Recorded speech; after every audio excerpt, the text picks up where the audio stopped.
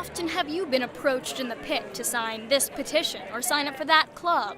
Senior Michelle Graziosi stepped to the other side of that petition when she formed her student coalition, Carolina Against Fracking.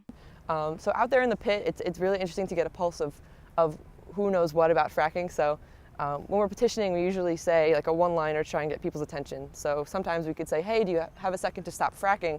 And people are like, what? What are you saying? What is fracking? Fracking, short for hydraulic fracturing, involves pumping chemicals into underground shale formations, allowing the kind of natural gas used for fuel to flow into wells.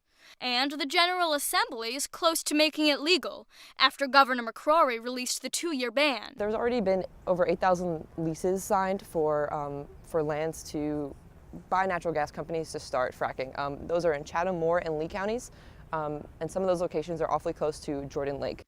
Environment North Carolina Director Liz Kozel sees health risks for the over 400,000 Triangle residents who rely on the lake for drinking water.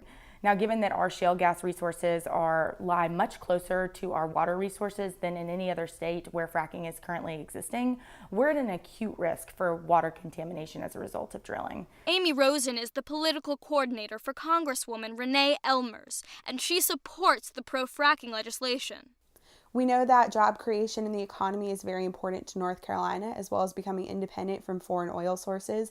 And a lot of people have valid concerns about the environment, but any fracking legislation that comes to the table, I think, will have appropriate standards to combat that. So far, proposed fracking standards include prohibiting the injection of substances like diesel and oil, keeping wells at least 650 feet from homes, and submitting management plans for wastewater. For Graziosi, it's not enough. And Jordan Lake is just one of those places where so many people go to hike and fish and camp. And I can't imagine it being a place where you could go and get sick from. She continues to write media outlets and call constituents every day to stop legislation. In Chapel Hill, I'm Nikki Mandel.